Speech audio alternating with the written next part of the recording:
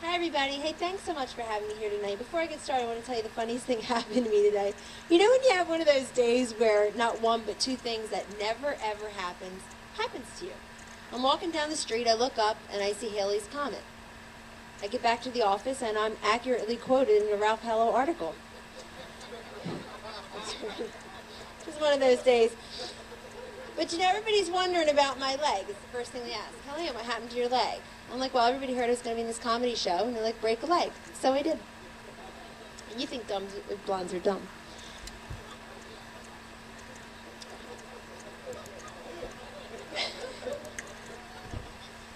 But I thought about using the leg as an excuse, and I said, now, you know what? I'll just be honest with people. They say, what happened to your leg? And I said, I got surgery, and that's the truth.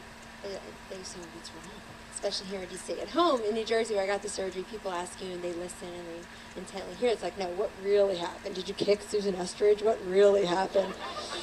And I'm like, no, I have a congenital deformity. My bones were growing up. Tell me what really happened. So I came up tonight with the 5 reasons why Kellyanne's foot is really in a cast. Number 5, Jennifer Laszlo tripped me on the set of Hannah Dean Combs. Number 4, having just 2 of his own, Chris Matthews needed someone else's foot to stick in his mouth. Number 3, I went salsa dancing with Jerry Nadler. Number 2, I was caught between Jonathan Turley and a camera. And the number 1 reason why Kellyanne's foot is really in a cast, that Fred Thompson's bizarre and kinky foot fetish. I was thinking of using it as an excuse, though. I'm like, well, I could just, plead my foot. I don't have to go do this thing. I'll just give the money to charity. Why, I'm not going to go. And then I looked at who the other contestants were. And I'm like, I've never thought I was funny until this very moment. And I saw some of the other contestants. I said, Bill Ginsberg. One God, one country, one client.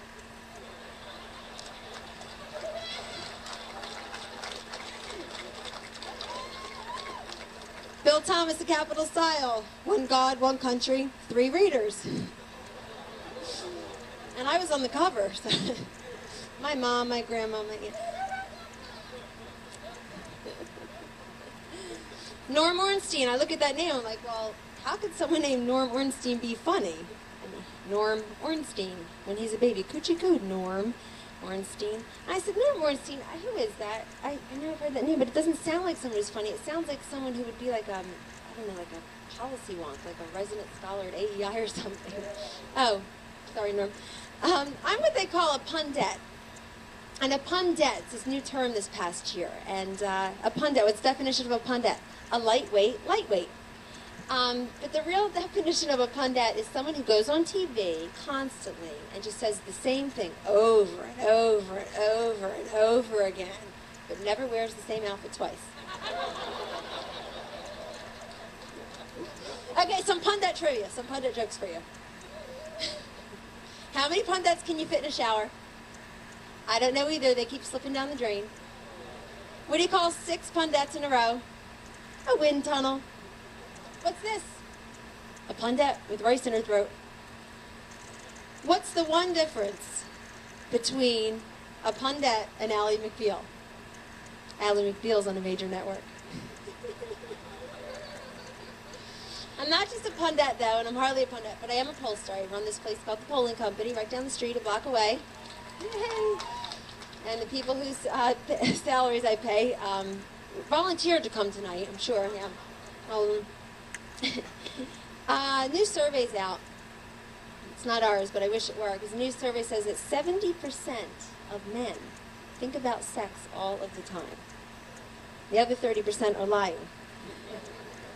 But I'm always attacking these media polls. I think there are way too many media polls now. You can't pick up a paper, turn on a show without seeing a media poll. So I'm always saying, media poll, okay. They'll say, okay, Kellyanne, attack it. Go ahead, why? I'm like, well, look at the sample size. 400. Is this a national survey or a small Jewish wedding on Long Island? But MSNBC did a good poll recently. MSNBC actually did what no other media outlet had ever done. They polled every single viewer, every one. And here's what the 264 of them said. I know it sounds low, but 8 were out at a gun show, and 7 were at a Bill Buckley book signing. 5 at a Bill Bennett book signing. 3 at a cross burning. And 2 had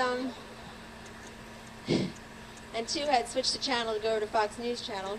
So now Fox News Channel and MSNBC have the same number of viewers.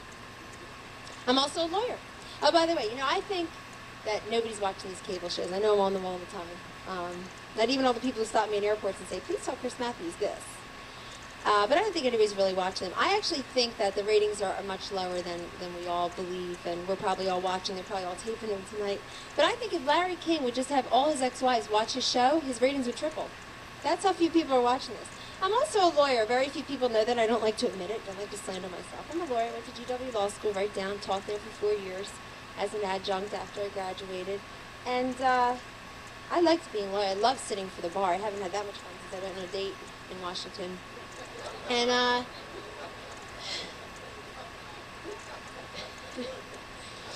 sad story. But I never want to tell lawyer jokes. By the way, this is the first time I've ever done this. But had I done it ever before, I wouldn't have wanted to tell lawyer jokes because, they never go over well. Any lawyers here? Yeah, tons. I can tell all the people aren't laughing, making lists in their head, looking miserable. But the lawyer jokes never go over well because the lawyers never think they're funny, and the people never think they're jokes. So I try not to tell them. But it's a true story. Very few people know that I still practice law. I still do a little bit of pro bono work right here in D.C. You got to give back a little bit. So I do a little bit of pro bono work. I had a case recently that would have broken your hearts. I mean, it certainly broke mine. It's a custody battle, vicious divorce, horrible custody battle. Parents arguing, little Becky and little Tommy. They were up for custody. And Becky's crying in front of the judge, and the judge says, okay, you're old enough, kids. Becky, who do you want to live with? And she says, Your Honor, please don't make us live with Mommy because she beats us. And I'm dying. And the judge says, okay, Tommy, who do you want to live with? He says, Your Honor, wiping his tears and holding on to his younger sister Becky, he says, we can't live with Daddy because Daddy beats us. The judge says, done. Go and live with the Redskins because they don't beat anybody.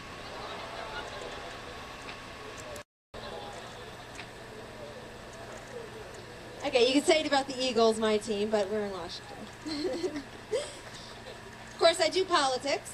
I'm tired of hearing, time and time again, Republicans are anti-environment, you're anti-environment.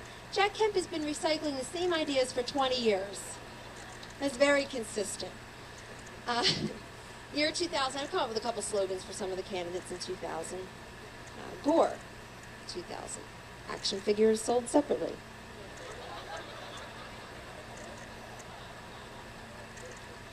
Lamar, dead men do wear plaid.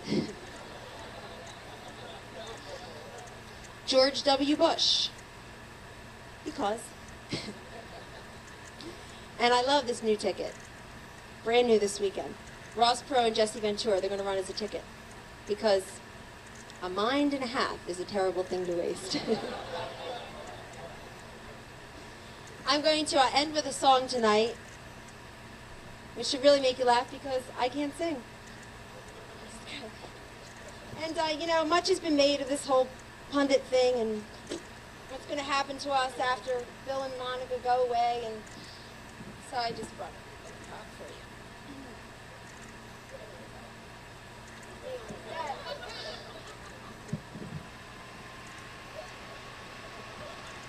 I hope the Starr investigation goes on forever, but just in case it doesn't, I'm looking for a little bit of work. Now that everybody hates lawyers, pollsters, pundits, I don't know what the hell to do.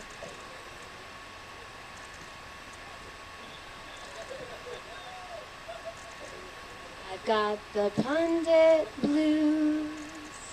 I've got the pundit blues. All year I've kept the pace. On TV took my place. Lots of makeup on my face and sexy dress of lace. Said the president's a big disgrace. Insist Paula had a case. Chatted about the disaffected base. But now I've got the pundit blues. Kosovo now tops the news. Only guy in my life is Chris Matthews. I've got the pundit blues. Newt left for Georgia on the midnight train. House Republicans made no gains. Lead story now is Saddam Hussein. And I don't know nothing about that, but they'll still invite me to chat. As long as I'm blonde and not too fat. I've got the pundit blues. I've got the pundit blues. Read the Star Report, and all I could find is that Clinton's sex life is better than mine. With impeachment now dead, and Rivera still alive, how's a lowly pundit gonna survive? On rice cakes and quotes in the Washington Times, I've got the pundit blue. Now wait just a minute. No reason to sob. I'm different from the other pundits. I have a day job. Thank you very much. Good night.